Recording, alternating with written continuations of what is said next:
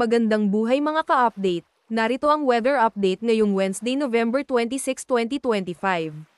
Tuloy-tuloy pa rin ang malalakas na pag-ulan sa malaking bahagi ng Luzon dahil sa kombinasyon ng shear line at ulan mula sa buntot ni Tropical Depression Verbena.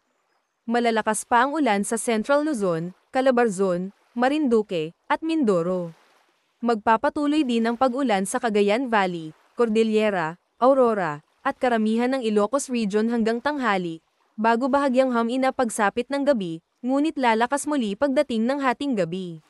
Sa Visayas, uulan pa rin dahil sa buntot ng bagyong Verbena. May mga pag-ulan sa Samar, Negros, at Panay mula umaga hanggang hapon. Pagsapit ng gabi, aasahan ulit ang malalakas na buhos partikular sa Eastern Samar, Southwestern Negros, at ilang bahagi ng Panay. Sa Mindanao, ramdam pa rin bukas ang hanging ulan mula sa buntot ng bagyo. Uulan sa umaga sa Zamboanga Peninsula, lalo na sa mga baybayin. Sa hapon, posibleng magkaroon ng thunderstorms sa ilang bahagi ng Northern Mindanao, Zamboanga, at ilang lugar sa Davao Region.